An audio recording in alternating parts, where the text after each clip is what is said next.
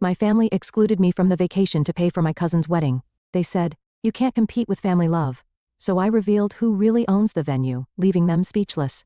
I stood frozen in the hallway, my mother's words piercing through the thin walls of our family home. "It's just Natasha. She'll understand if we cancel the vacation. She always does." My name is Natasha, and I've spent 29 years being just Natasha to my family. The invisible daughter, the reliable one, the one who would understand. "But what about the deposit we already paid for the beach house?" My father's voice carried through. "We've been doing this family vacation for 15 years. Douglas says Simone's wedding venue alone is costing a fortune." My mother replied, "And you know how special this is for her.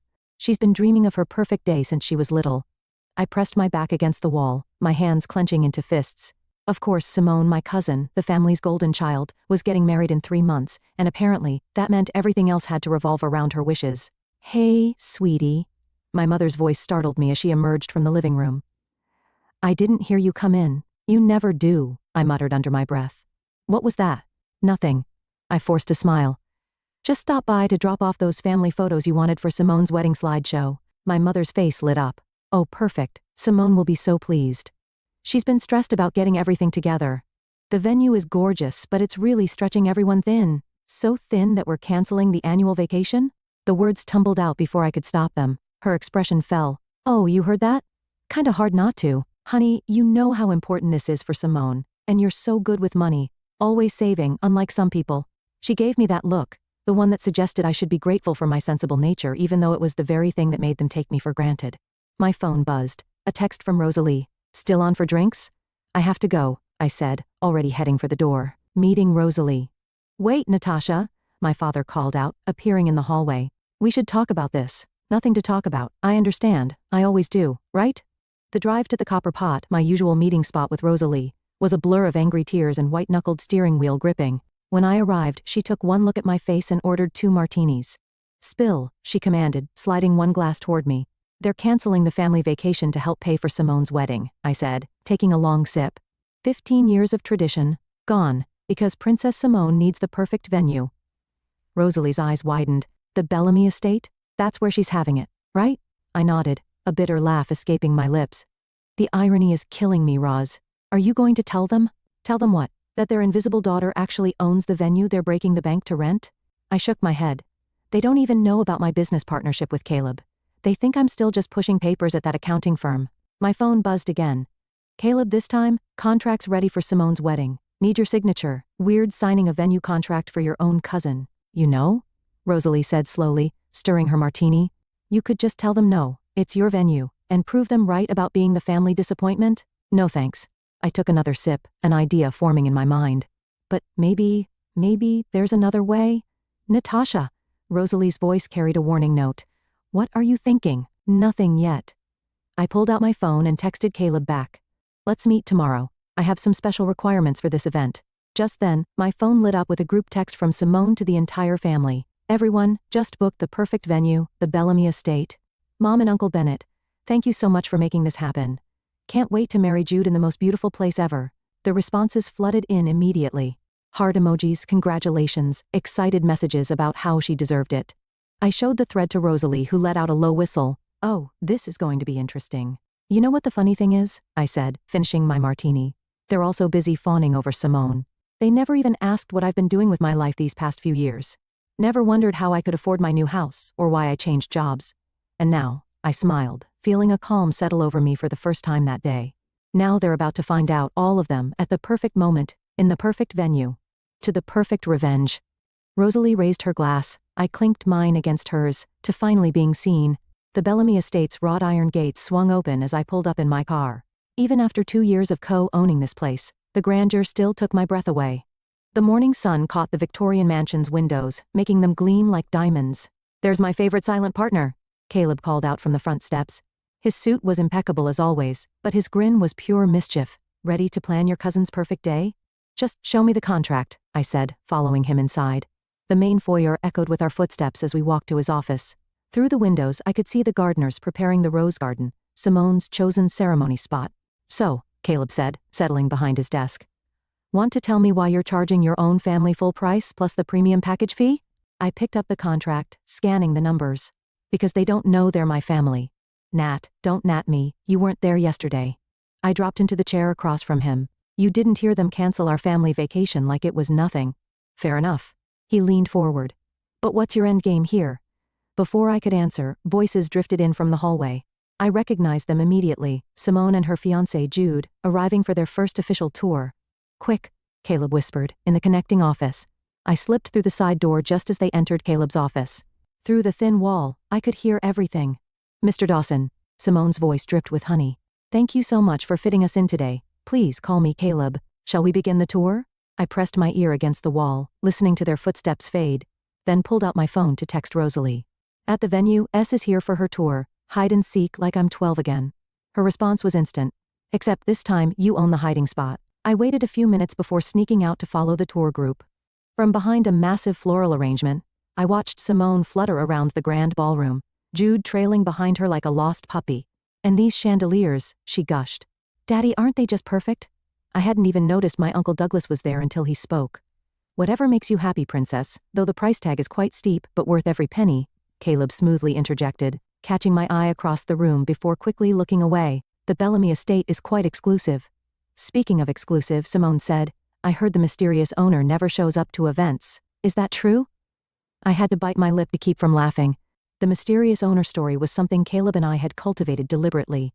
It added to the venue's allure, and more importantly, it kept my involvement hidden. The owner prefers to remain private, Caleb replied diplomatically, but they're very involved in operations. How fascinating, Simone mused.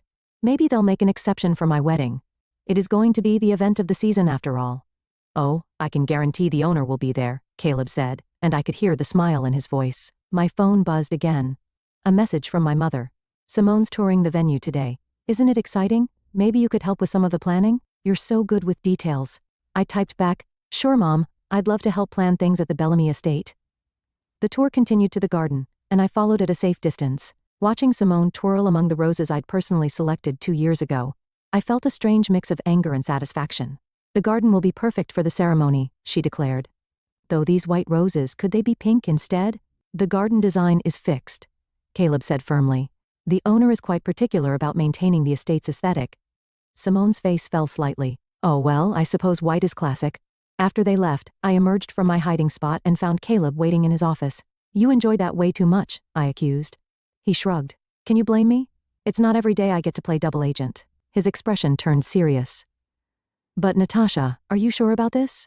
Once you reveal yourself at the wedding, I've spent my whole life being invisible to them, I said, picking up the contract. Always in Simone's shadow, always just Natasha. Well, now I own her perfect day, and when the time comes, they'll finally see me. Your signature then? He held out a pen. I signed with a flourish, feeling the weight of years of silence in that single action. Let the show begin, I murmured, handing him back the contract. Indeed. He filed it away carefully. Though I have to ask, what are you going to wear to the wedding? I smiled. Something unforgettable. You're going to give your mother a heart attack, Rosalie said, watching me flip through the racks at Nordstrom. A red dress to a wedding? Not just any red dress. I pulled out a sleek floor-length number with a dramatic back, the perfect red dress. The same shade as the Bellamy estate's signature carpets, I notice. Pure coincidence, I said innocently, heading to the fitting room. My phone rang. Mom again. 3rd time today. I let it go to voicemail. You can't avoid them forever, Rosalie called through the fitting room door. The wedding's in 8 weeks, watch me. I stepped out in the dress, and Rosalie's jaw dropped. Okay, that's wow. You look like you own the place, which you actually do. Miss Rivera? A sales associate approached with a concerned look. Your mother's on the store phone. She says it's urgent. I sighed, taking the phone. Hi, Mom. Natasha, why aren't you answering your cell? We have an emergency. Simone's crying. What happened? The wedding planner quit. Something about creative differences. Please, we need your help. You're so organized, and you know how important this is to Simone. I caught Rosalie's eye in the mirror, and she shook her head in warning. Where are you now? I asked. At the venue. Mr. Dawson is being very accommodating, but I'll be there in 30 minutes. I hung up and quickly changed back into my clothes, purchasing the red dress before Rosalie could talk me out of it. This is a bad idea, she said as we left the store. You're getting too close to the fire. Sometimes you have to get burned to rise from the ashes. That's both dramatic and concerning. The Bellamy estate was chaos when I arrived. Simone sat in the grand hall, mascara running down her face, while my mother hovered anxiously. Caleb stood to the side, maintaining his professional facade, despite the obvious amusement in his eyes. Thank God you're here. Mom rushed over. We need someone who can take charge. What exactly happened? I asked, watching Simone dab at her eyes with an embroidered handkerchief. She wanted to change everything. Simone wailed. The flowers, the timing, the table arrangements. She said my vision was tacky. Caleb coughed suddenly, covering what sounded suspiciously like a laugh. I can help, I said carefully. But you'll need to work with the venue's requirements. Of course, Mom said quickly. Mr. Dawson has been very clear about the owner's specifications. The owner, Simone sniffed. Who is this person anyway, so controlling about their precious venue? I felt Caleb's eyes on me as I replied. Someone who knows exactly what they want, I guess. Just then, my father and Uncle Douglas walked in, deep in conversation. Had to take out a second mortgage, Douglas was saying. But it's worth it for my little girl's special day. They stopped short when they saw me. Natasha? Dad looked surprised. What are you doing here? Helping, Mom jumped in. She's going to coordinate the wedding now that horrible planner is gone. You? Simone's tone made the single word feel like a slap. But you've never even been to a proper wedding. I've been to plenty, I said evenly, including 3 here at the Bellamy estate. How would you know that? Mom asked. I follow their social media, I lied smoothly, very closely. Well, Douglas said, clearly skeptical, as long as you understand this needs to be perfect. Money's no object. Except for family vacations, I muttered. What was that? Nothing. Just making notes. I pulled out my phone, pretending to type. Why don't we start with the basics? For the next hour, I listened to Simone's increasingly elaborate demands, knowing full well which ones would be quietly denied by the mysterious owner. Caleb occasionally caught my eye, his subtle head shakes or nods guiding my responses. And for the entrance, Simone was saying, I want doves released as I come down the grand staircase. No live animals, Caleb and I said simultaneously. Everyone stared at us. I quickly added, I've read that's one of the venue's policies. Correct, Caleb confirmed smoothly. Owner's orders. This is impossible. Simone stood up dramatically. Everything I want is either against policy or not allowed. Who is this owner? I demand to speak to them. Careful what you wish for, I whispered, too quietly for anyone to hear. The owner's decisions are final, Caleb stated firmly. But I assure you, Miss Rivera, your wedding will be unforgettable. Looking at my family, my oblivious self-absorbed family, I couldn't help but smile. Yes, I agreed. It certainly will be. The florist needs your signature on this, Caleb said, sliding a paper across his desk. And before you ask, yes, Simone already tried to change the arrangements 3 times this morning. I signed the form without looking. 6 weeks until the wedding, and I'd somehow become both the invisible coordinator and the secret venue owner blocking all of Simone's improvements. She called again about painting the gazebo pink. He added, let me guess, for aesthetic harmony? Actually, she said it would pop better in photos. The door burst open, and Simone swept in, followed by her ever-present entourage. My mother, her mother, and bridesmaids I'd never met. Oh, she stopped short. Natasha, what are you doing in Mr. Dawson's office? Going over the flower arrangements, I said, sliding the paper into a folder. Everything's on schedule. Speaking of schedule, Simone's eyes narrowed. Why wasn't I informed about the meeting with the florist? Because there wasn't one. Caleb intervened smoothly. Just routine paperwork. Now what can I help you ladies with? The owner, Simone declared. We brought champagne. I thought perhaps we could persuade them to join us for a toast. I caught Caleb fighting back a smile. I'm afraid they're not available. Are they ever available? Simone's mother asked. It's rather rude, isn't it, considering how much we're paying? My mother nodded in agreement. And after we canceled our vacation to afford this place. Mom, I warned, but she continued. The least they could do is meet with us once, unless she looked around conspiratorially. Are they some kind of celebrity? Is that why they're so secretive? The owner values their privacy, Caleb said diplomatically.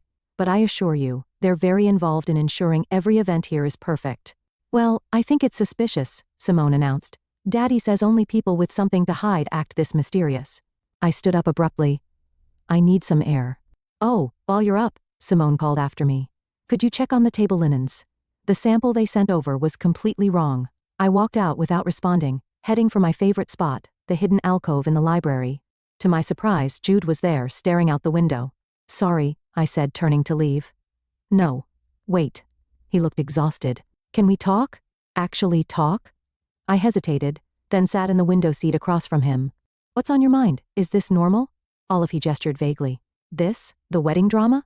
The money, the demands, the way everyone walks on eggshells around Simone. He ran a hand through his hair. Yesterday she cried for 3 hours because the shade of pink on the menus was wrong. And you're just noticing this now? I guess I never saw this side of her before, or maybe I didn't want to. He looked at me directly. How do you deal with it, being treated like the family assistant? Before I could answer, voices approached. We both tensed. Just don't understand why Natasha's suddenly so involved, Simone was saying.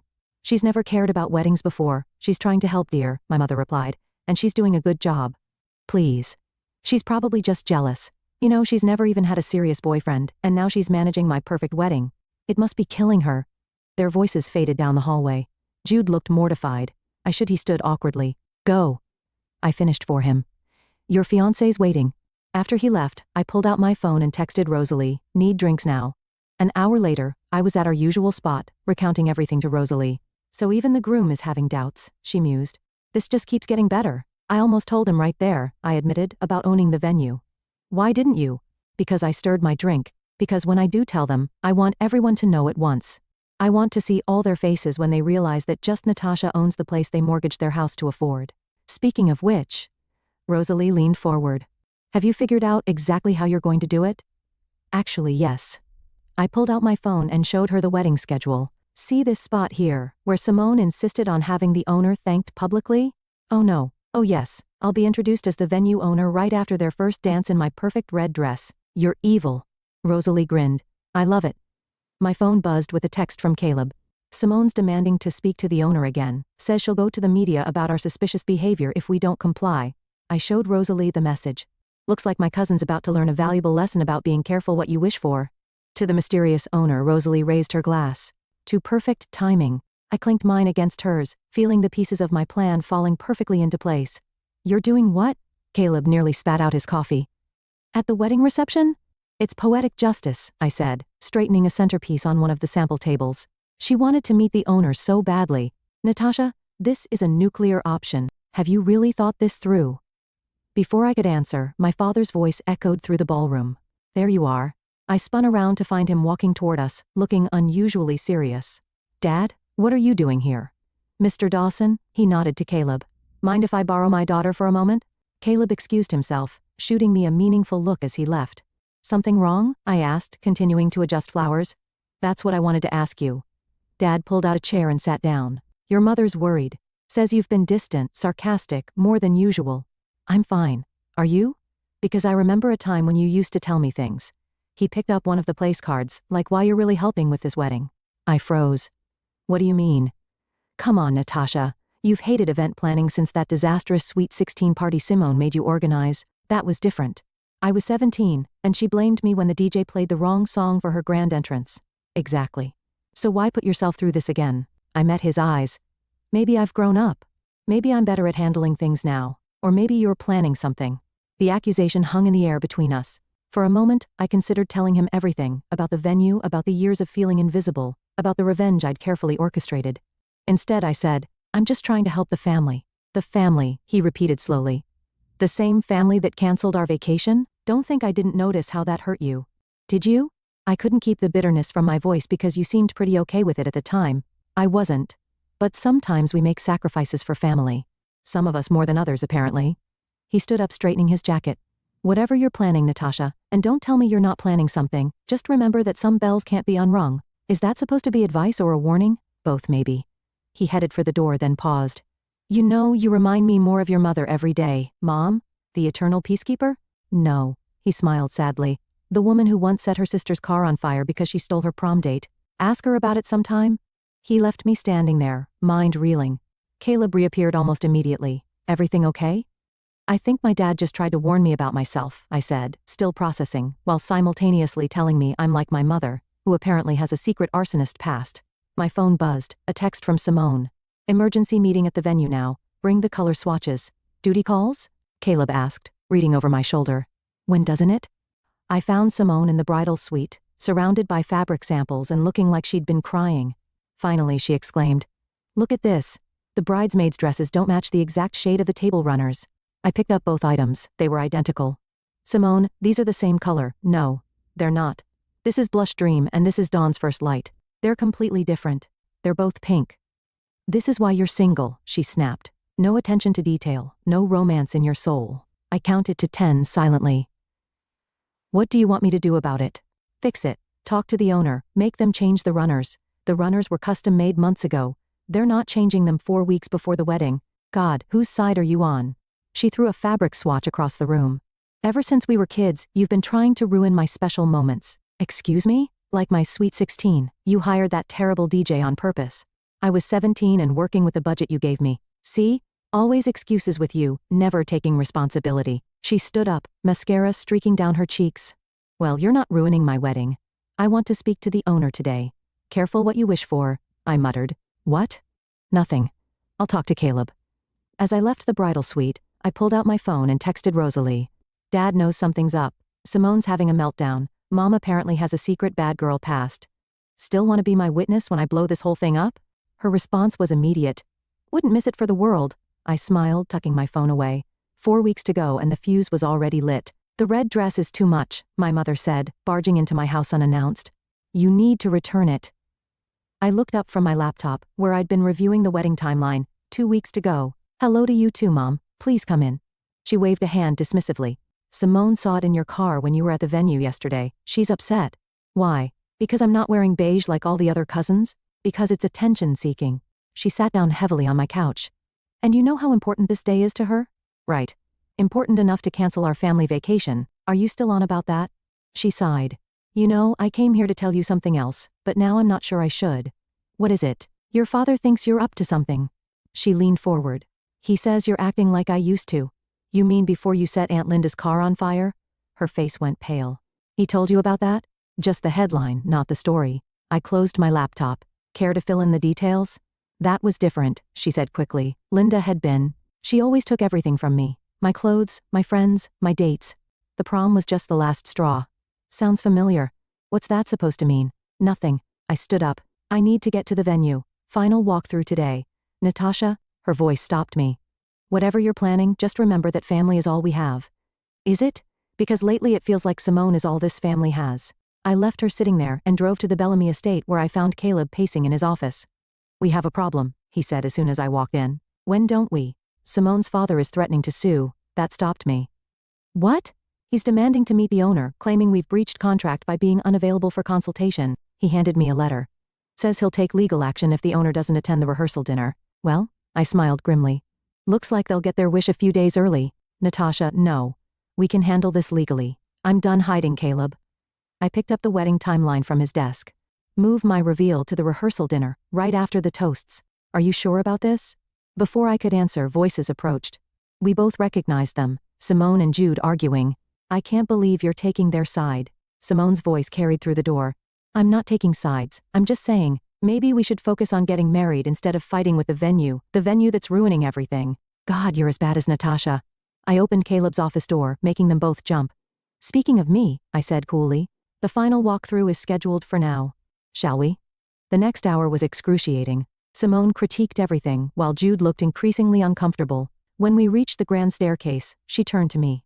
The runner needs to be wider. Tell the owner. The runner is standard width, I replied. Tell the owner. Fine. I pulled out my phone and pretended to type. Done. Just like that? She looked suspicious. You have direct access to them? I have my ways. You know who it is, don't you? She grabbed my arm. Tell me. Simone, Jude warned. No, I want to know. Everyone's been blocking me at every turn, and somehow my nobody cousin has all the answers. Careful? I said quietly, removing her hand from my arm. Or what? You'll tell the mysterious owner on me? She laughed bitterly. You know what? I bet there is no owner. I bet this is all some elaborate scam. My phone buzzed. A text from Mom, coming to the walkthrough, need to talk to you. Perfect, more witnesses. The owner is very real, I said, my voice steady. And you'll meet them at the rehearsal dinner. Simone's eyes widened. What? How did you arrange that? Let's just say I can be very persuasive. I knew it. She clapped her hands. Finally, I have so many changes to discuss with them. I'm sure you do. I checked my watch. Now, if you'll excuse me, I need to prepare some paperwork for the owner. As I walked away, I heard Jude ask quietly, Are you sure you want to meet them? Something feels off about this. Don't be ridiculous, Simone replied. What's the worst that could happen? I smiled to myself, heading back to Caleb's office. The stage was set, the players were in position, and in 48 hours, they'd all learn exactly what happens when you push the quiet one too far. The rehearsal dinner buzzed with anticipation. I stood in Caleb's office, adjusting my red dress one last time. Ready? Rosalie asked, handing me a glass of water.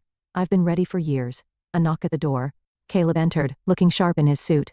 Everyone seated. Your family's wondering where you are. Let them wonder. I checked my lipstick, for about 5 more minutes. Natasha, he hesitated. Last chance to back out. Not a chance. I handed him the folder containing proof of ownership. Do your introduction exactly as we planned. The dining room fell silent as Caleb approached the microphone. I watched from the doorway as he tapped his glass. Good evening, everyone. As promised, the owner of the Bellamy estate will be joining us tonight. Simone practically bounced in her seat. My parents exchanged curious glances.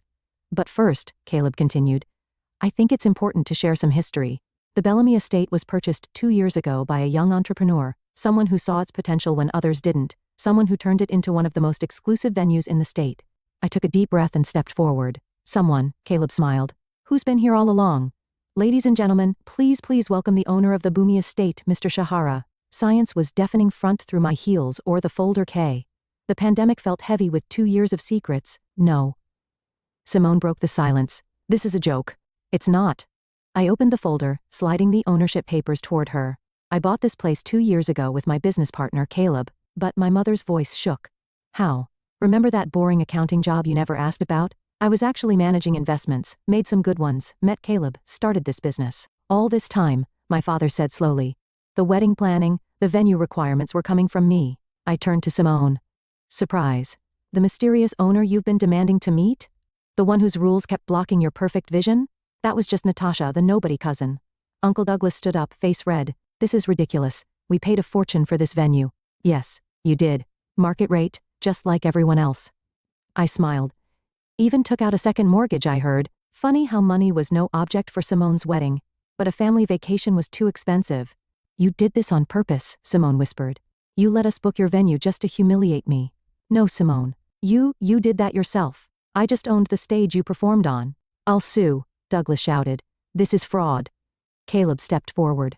Actually, sir, everything was completely legal. The contract never guaranteed access to the owner, and Miss Rivera was under no obligation to disclose her ownership. Jude stood up suddenly. I need some air. Jude, wait, Simone called after him. But he was already gone. My mother started crying. Why didn't you tell us? Would you have listened? I asked quietly. When have you ever really listened to me?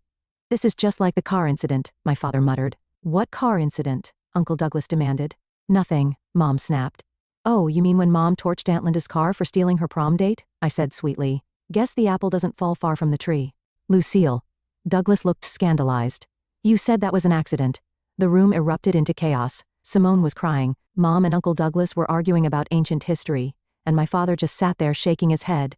Well, Rosalie appeared at my elbow. This is going even better than expected. Caleb joined us. Should we intervene? No, I said, watching my family implode.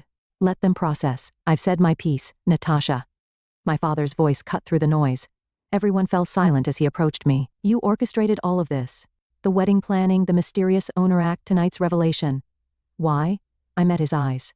Because for once I wanted you all to see me, really see me. Not as just Natasha, who always understands, always steps aside, always makes room for Simone, but as someone who built something.